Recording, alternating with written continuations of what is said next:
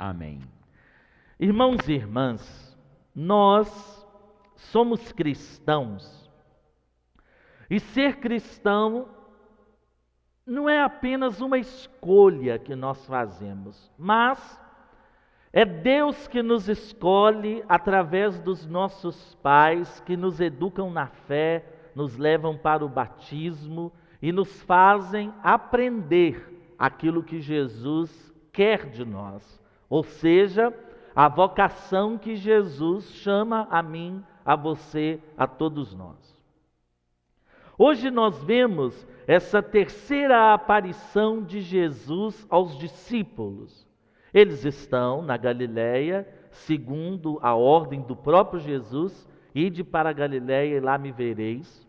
E chegando lá, como eles não encontraram Jesus, eles começaram a fazer a mesma coisa que faziam. Simão Pedro, como o responsável pelo grupo, diz: eu vou pescar. E os outros discípulos, acompanhando aquele que estava junto com ele, Simão, também vão pescar. E o interessante é que eles passam a noite inteira em alto mar, joga a rede para lá, joga a rede para cá, e não conseguem pescar nada, nenhum peixe. Até que Jesus, na manhã, apresenta-se para eles e diz: jogue a rede do lado direito da barca e verás. Aqui nós temos algo muito interessante, porque esses homens estavam a 100 metros da praia, ou seja, aonde não tem peixe. Quem conhece bem de pescaria sabe que os verdadeiros grandes cardumes, eles estão mais além. Só que sem Jesus, o alto mar não é bom para peixe. Sem Jesus, a praia também não é para peixe. Agora, com Jesus, em qualquer lugar, nós podemos exercer a vocação a qual Ele nos chamou, sermos pescadores de homens. Se recordam bem que quando Jesus chamou Simão Pedro, chamou André, João, Tiago, ele diz: farei de vocês pescadores de homens. E Pedro, trazendo ao nosso coração aquela vontade humana de querer realizar tudo por si mesmo, vai e decide por si mesmo: eu vou pescar. Vou voltar à minha vida antiga, fazer do jeito que eu fazia, entre aspas, esquecendo a maneira que Jesus havia ensinado. Porque se vocês tomam o Evangelho, em outra passagem, Jesus diz para eles também quase que a mesma coisa: joguem a rede do lado direito do barco. Quando a gente ouve a palavra de Jesus, a gente dá conta de cumprir aquilo que é a nossa missão.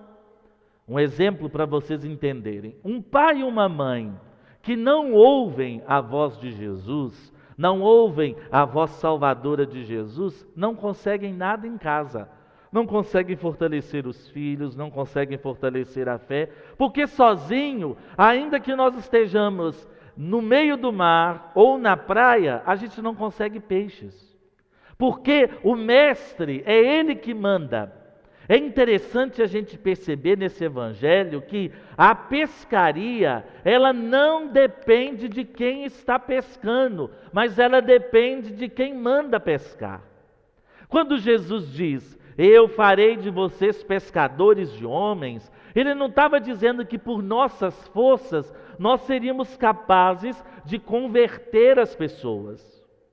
Porque sabe quem é que converte? O Espírito Santo. A nossa missão é jogar a rede, mas é preciso também saber como nós jogamos a rede, não é? Aqui eu penso que a tradução seja um pouquinho mal feita. Talvez aqui, ao invés de dizer lançai à direita da barca e achareis peixe, deveria estar escrito assim: lançai a rede direito, do jeito que eu ensinei para vocês, para que vocês pesquem. E é interessante que quanto mais A igreja, ela se aproxima de Cristo, mas ela cresce. Pensa para vocês verem, nós estamos vivendo num tempo de polarização da nossa igreja. Existe um grupo que se diz conservador, existe um grupo que se diz progressista, existe um grupo que se diz no meio, existe outros que não se dizem nada. E isso vai atrapalhando o nosso modo de ser igreja, porque a gente vai se afastando da palavra e achando que a pescaria é por nossa conta. Achando que o que vai converter as pessoas são os nossos projetos, a nossa maneira de fazer. É interessante que o Concílio Vaticano II, ele nos deu a oportunidade de voltarmos à palavra, de voltarmos àquilo que Jesus havia dito, de começarmos a imitar. E a palavra imitar aqui não é fazer como faziam, mas ter o coração da igreja primitiva, que não ficava nessa loucura de querer conquistar, de querer falar de Jesus, de querer trazer as pessoas para a igreja. Não. Se você pega, por exemplo, a segunda carta de Pedro, e a primeira também tem isso, a gente vai percebendo que Pedro, ele diz aos cristãos o seguinte: olha, se você é escravo, seja o melhor escravo possível, para que o seu patrão, ao te ver se comportando de um jeito diferente, te pergunte: por que você é assim? Você está aqui na minha casa, você é meu escravo, você faz tudo que eu mando, eu te distrato, eu faço isso, faço aquilo, mas por que você continua sendo tão bom comigo? Aí a gente consegue introduzir: é porque eu conheço Jesus. E aí o patrão ia ficar interessado e também quereria conhecer esse Jesus que mudou a vida do seu escravo. Olha, São Pedro era muito mineiro, né? Ele comia pelas beiradas, ensinava os cristãos a comer pelas beiradas. Ele não ia com sede no pote, porque mineiro é assim, né? A gente sabe, porque a gente é mineiro. A gente come a sopa, começa a comer por onde? A beirada está mais fria. O ignorante vai lá no meio do prato, mete o colherão, bota na boca, aí sai água no olho, porque queima a goela. Não é assim? Ou seja, nós precisamos aprender como Jesus a maneira correta de se jogar a rede, porque pode correr o risco de que, na ânsia da pescaria, a gente pegue peixes, mas a nossa rede se arrebenta, porque a nossa rede foi feita por nós. O Evangelho é muito claro, né? A rede estava cheia de 153 grandes peixes. E apesar de tantos peixes, a rede não se rompeu. Será que nós estamos vivendo isso? Ou será que a nossa rede está se rompendo? Tem peixe nadando, querendo fazer o seu próprio caminho. Tem peixe querendo saber muito mais do que os nossos bispos. Tem peixe querendo saber ou achar-se melhor do que o Papa Francisco, dizendo que o Papa Francisco é o anticristo e coisa e tal. Eu acho que os nossos peixes estão muito revoltados. A gente precisa dizer o seguinte, irmãos e irmãs: olha, sem Cristo, a nossa igreja é apenas um agrupamento de pessoas. Agora, com Cristo, nós somos uma força que muda o mundo, uma força que consegue trazer as pessoas, não por obrigação, nem por convencimento, mas por conversão até Cristo. Nós não podemos achar que por nosso esforço somente a gente vai conseguir converter os outros, não. Vocês imaginam, olha, muita gente diz, né? Eu não consigo converter a minha família, eu não consigo converter as pessoas que estão perto de mim. Não vai conseguir mesmo não, que isso não é trabalho seu não, meu caro. Trabalho nosso é ser semeadores. Quem rega, quem colhe é o próprio Deus. Não somos nós somos semeadores, pescadores. Nós jogamos a rede, mas precisamos jogar a rede ao modo de Cristo, não ao nosso modo. Porque quando a gente joga o nosso modo, tentando colocar a nossa vontade acima da vontade de Deus, acontece o que aconteceu com os discípulos. Trabalharam a noite inteira, se cansaram, deram murro em ponta de faca e não conseguiram pescar nada. Agora, de manhã, imagina vocês, quem é pescador sabe, de manhã não pega nada, gente. Na beira do mar não pega nada. Ali pertinho da praia não pega nada. Os cardumes passam bem longe da praia. Mas com Cristo, até perto da praia, a gente consegue pescar. Porque não é a minha rede, não é a minha vontade, não é o meu modo, é o modo de Cristo. E nós temos que aprender tanto isso, porque a nossa igreja, muitas vezes ela está rejeitando a pedra angular. Muitas vezes nós rejeitamos Jesus e queremos impor o nosso modo de ser. Oh, meu Deus, é preciso que os padres voltem a celebrar de costas para o povo, não sei o que lá. É preciso que, se acontecer isso, não tem importância. Agora, o que tem que acontecer mesmo é que nós, padres, leigos, bispos, papa, todos nós sejamos ouvintes da palavra. E não só ouvintes, mas praticantes desta palavra. Porque se nós formos assim, evidentemente que a gente vai começar a tomar essa pedra angular que os pedreiros rejeitam, por isso a construção cai toda por terra. E aí a gente pergunta, né? A igreja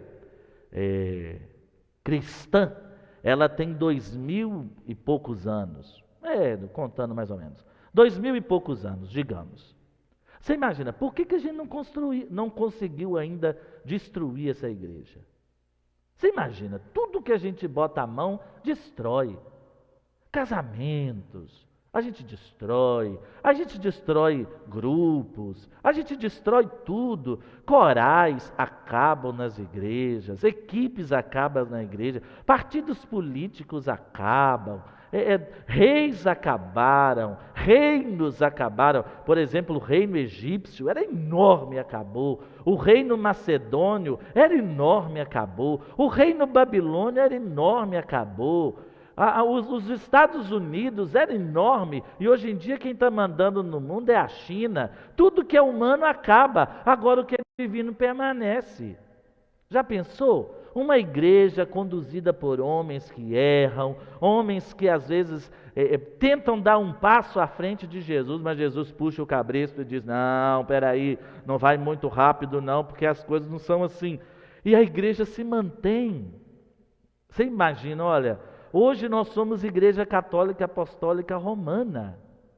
Imagina o tanto de briga que já teve. Se você pegar a história da igreja, muita gente acha, né, que se pegar a história da igreja vai perder a fé. Muito pelo contrário. Se você pegar a história da igreja, você vai ver que Papa vendeu trono, que Papa foi pai de filho, uma confusão horrorosa, que bispo fez isso, padre fez aquilo, mas a igreja continua de pé.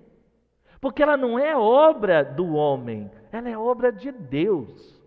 A gente pode até querer atrapalhar um pouquinho o andamento dela, mas o Espírito sempre vem e suscita alguém para poder botar a igreja no eixo de novo.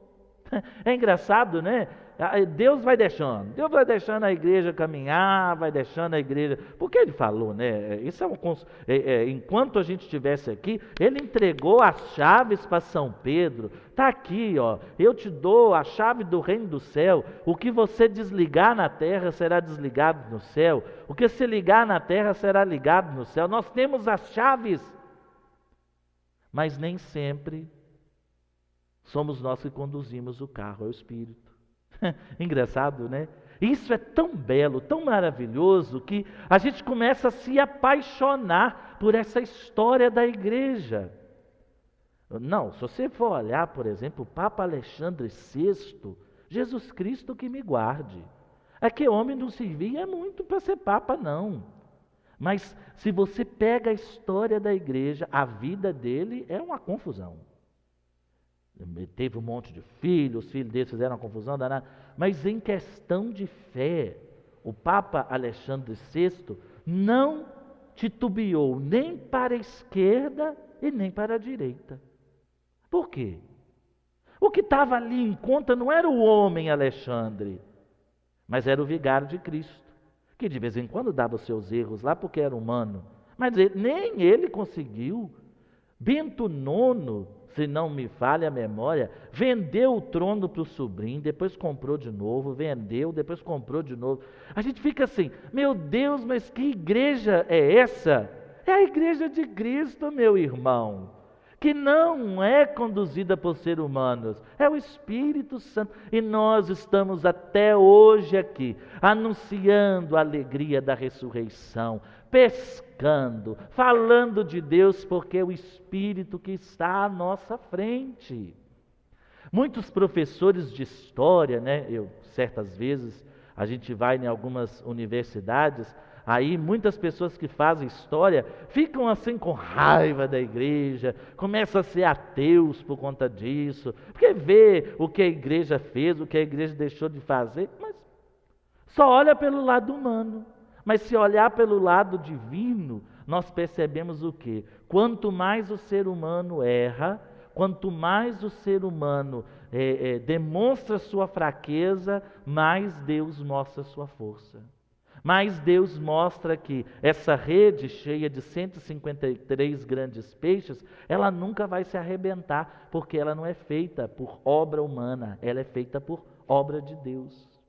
Por isso que essas experiências de Jesus com os discípulos, após a ressurreição, elas nos ajudam a compreender de quem eu faço parte.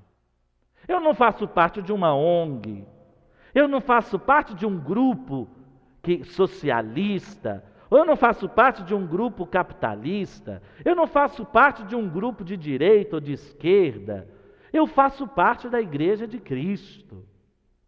Então, quando a gente começa a querer ensinar o vigário a rezar o Pai Nosso, né, como muita gente diz, nós temos que tomar muito cuidado, porque não estou dizendo que o povo não possa ensinar o padre, não é isso que eu estou dizendo. Mas a gente tem que tomar muito cuidado, porque a gente começa a achar que é a minha ideia que vai dar certo. Olha, eu já vi bastante coisa dando errado, porque começou assim, por obra humana. Muita gente, vamos fazer isso, vamos fazer aquilo, e não rezam, não colocam Deus em primeiro lugar. E na primeira oportunidade cai e quebra tudo. Cai, dissolve tudo. Pode até permanecer por um tempo, mas cai, quebra, destrói tudo. Porque nada nessa vida é permanente, só Deus que permanece para sempre. Se a gente estiver com Ele, pode vir o que for, pode vir movimento que for, pode vir coronavírus que for, que a gente está em pé. Pode vir STF, pode vir não sei o quê, nós nos mantemos de pé. Para que ter medo dos poderes desse mundo? Cristo já está com o pé sobre eles.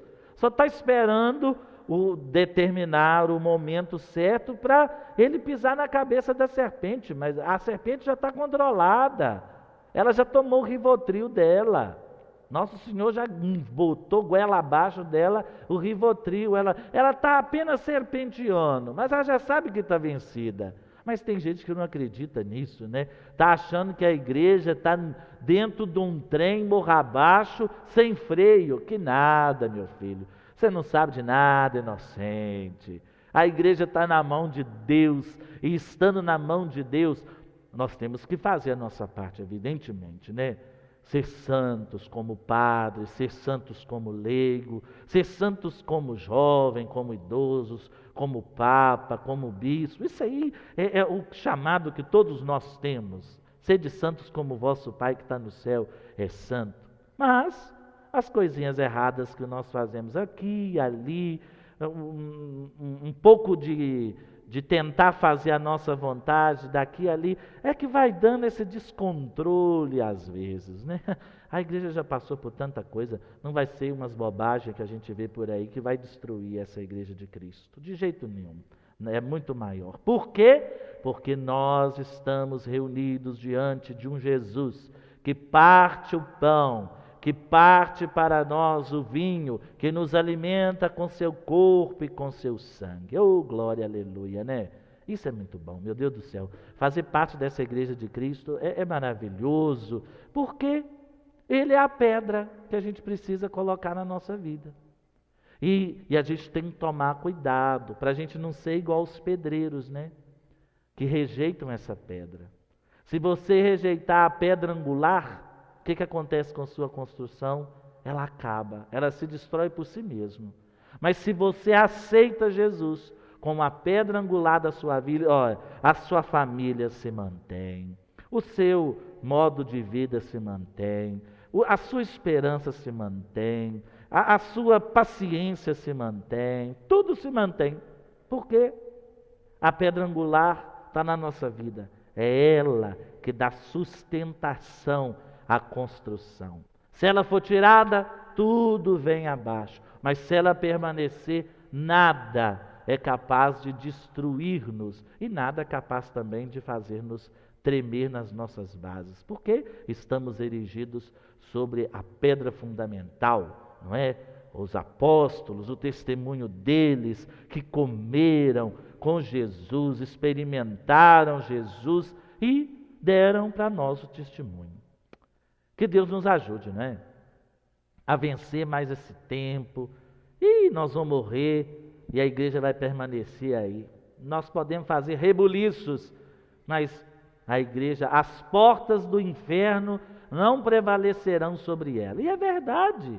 Mas não falou que o fogo do inferno não iria tentar queimar, né? Um pouquinho nós, sapecar um tiquinho, né? Já viu quando você vai acender o fogo, que você sapeca, a mão dá aquele fedor de cabelo queimado? Que horror! Mas às vezes, de vez em quando, é assim mesmo, né? A gente só sapeca a mão. Mas Jesus está no controle do barco e Ele sabe que nós somos pescadores de homens, está do nosso lado. E com certeza está muito feliz conosco, muito feliz. Principalmente conosco que estamos celebrando essa Páscoa de um jeito diferente, mas estamos com fé, com esperança, com a vida renovada. Estamos sim cercados por morte, de amigos, de parentes, cercados de confusão e briga para lá, briga para cá, fecha igreja, abre igreja. Ah, meu Deus do céu, essas coisas todas passam. Deus não passa, Deus não muda, porque Ele é aquele que nos ensina a pescar. Se a gente quiser fazer a nossa vontade, já tínhamos acabado com essa igreja há muito tempo. O bom é que Jesus é que está à nossa frente, como o capitão, né? Ele está lá e nós vamos servindo a Ele. Tem até uma música, né? Olha lá, quem vem lá, marchando para nos salvar. É o exército de Deus e eu também quero marchar. Lembra dessa música? Não vou cantar ela toda não, senão a gente atrasa muito. Mas Deus abençoe a nós todos e nos ajude a cumprir essa palavra de hoje. Ser pescador de homens, não ao nosso modo, mas ao modo de Jesus. Amém? Vamos então ofertar a Deus o nosso pão e o nosso vinho, fruto do nosso trabalho, para que a gente possa assentar em nosso coração a graça de Cristo. Cantemos.